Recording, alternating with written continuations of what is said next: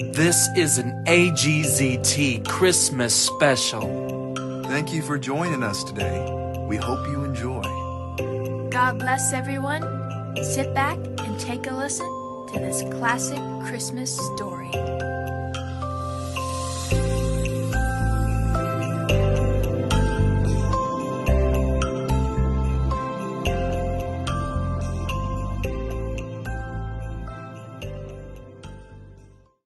The Small One by Alex Walsh. Narrated by AGZT. Once, long ago, there was a little boy who lived outside a town called Nazareth. His father owned 4 donkeys. 3 of the donkeys were young and strong. The 4th donkey was old and weak, but the boy loved him best of all. The donkey's name was Small One. Each day the boy brought food and water to all the donkeys, but Small One was the only donkey he played with. Small One was his friend. One day the boy was going to go help his father gather firewood. "Are the donkeys ready yet?" his father called. The boy was feeding Small One. "Almost, father," he replied. "Hurry up," he said to the little donkey. The boy and his father took the 4 donkeys and went over the hills to gather firewood. The father walked in front with the 3 strong donkeys. The boy walked behind, leading Small One. As they went about their work, the boy tried to find the lightest pieces of wood. He knew that Small One was too old and weak to carry a heavy load. Meanwhile, the boy's father was putting heavy pieces of wood onto the backs of the other 3 donkeys. He saw that his son was putting only little sticks on Small One's back. He did not like it, but he said nothing. When it was time to go home, the boy pushed Small One up a hill. The little donkey was very tired. All of a sudden, there was a crash. Small One had slipped down the hill and dropped the firewood. The boy hurried to pick up the wood. He put a few pieces on Small One's back and carried the rest himself. When the boy reached the top of the hill with the little donkey, his father was waiting for him. He was angry. "Don't you have enough work to do without doing Small One's too?" he said. "Oh, father, he is no trouble at all. I don't mind," said the boy. As they walked home, the father spoke to the boy. "Son, Small One can no longer carry a load big enough to pay for his food." The boy put his arms around Small One's neck. "He is just a little tired today, father," he said. "His strength will come back." "No, he is old, my son. His strength is gone. We cannot afford to keep him any longer." The boy grabbed his father's arm. "No, father, you don't mean that." The father put his arms around the boy.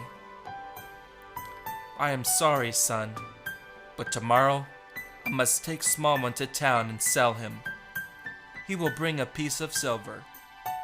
The boy began to cry. "No, father, no," he said. "You can't sell him. You can't. Please, son, try to understand," said his father. "Small One is old. He should not have to work so hard. In town, he will have an easier life. You must be strong." As his father turned away, the boy said quietly, "May I take him to town?" "Very well," said his father. "You can leave in the morning and be home by nightfall. But understand, Small One must be sold." "Yes, father," the boy replied sadly. The next day, the boy and Small One walked over the hills to town.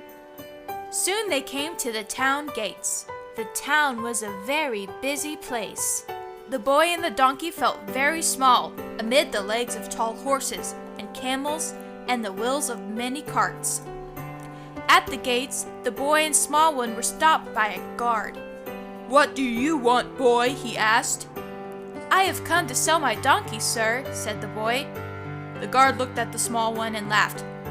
"I know a man who is in need of such an animal," he said.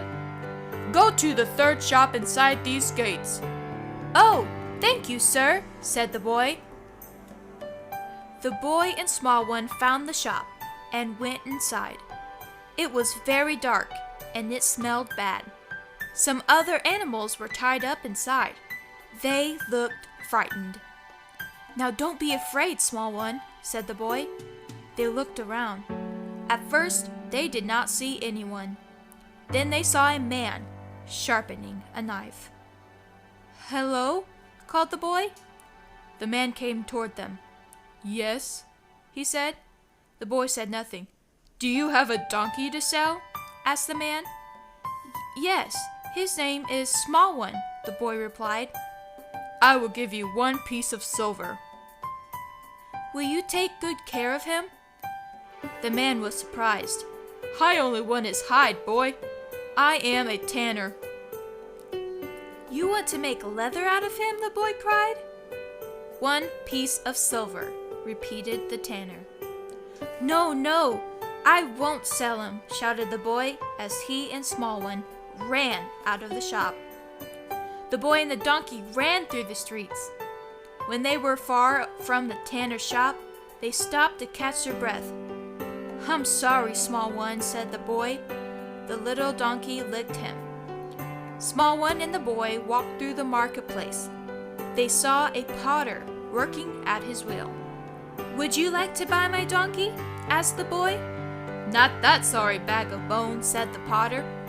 Then the boy saw a baker. "Would you buy my donkey?" he asked. "Not that scrawny little beast," said the baker. "Since my wife is so fat, I think I should buy a horse at least." Does anybody need a donkey? The boy asked 3 merchants who were passing by. Take our advice, they said. You'll never find a buyer here. Go see the horse trader 3 blocks straight ahead. The boy took Small One over to the horse trader's stand. The trader was selling a beautiful horse for 50 pieces of silver. "Please, sir, would you sell my donkey?" asked the boy as he led Small One up the ramp. The man took a Small One and laughed and laughed. He decided to make fun of the little donkey. "Look at this beautiful animal," he said to the crowd. "Who will pay 1,000 pieces of silver for him?" Everyone laughed. "But you can see that he is strong as a bull," the horse trader continued as he got on Small One's back. At first, the poor little donkey was almost flattened by the weight. "Get off!" shouted the boy. But the Small One gathered all his strength and tossed the man high into the air. The horse trader landed in a heap on the ground. "Get that miserable beast out of here," he shouted to the boy, who rushed away with the donkey. Small One and the boy walked slowly through the streets. The tired donkey knew there was only one solution. He led the boy back to the tanner's shop, ready to give up his life to help the boy. They were both very sad. The boy sat down in the street and cried. He put his arms around Small One's neck. Suddenly, he heard a man's voice. "Tell me, son, are you the owner of this small donkey? I need a gentle animal to carry my wife, Mary, to Bethlehem. Is he for sale?" The boy looked up at the man's friendly face. "Yes, sir," he said. "What do you call him?" "Small One," replied the boy, smiling. "Well, he looks strong enough." "And kind," said the boy. The man smiled. "I can only offer you 1 piece of silver," he said. "I know it is very little." The boy felt he could trust the man. "Oh, that's fine," he said.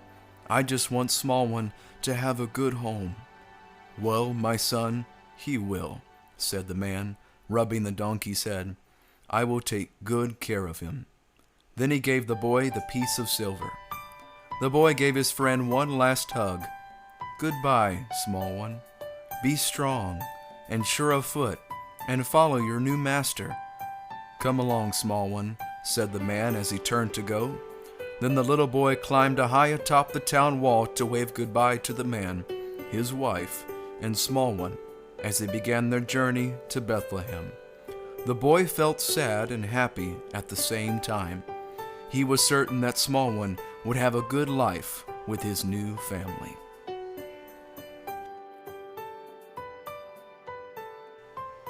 This has been AGZT, a Christmas presentation. We hope you enjoy this Christmas story. Thank you so much for listening, and Merry Christmas! Everything, Merry Christmas? I don't know. Well, okay, so Merry Christmas, and we will see you later. Yeah, okay, ready? Let's do it. Merry Christmas Yeah. and a Happy New Year. Okay. And we will see you. Okay, wait, let's go. Merry Christmas and a Happy New Year, and we will see you later.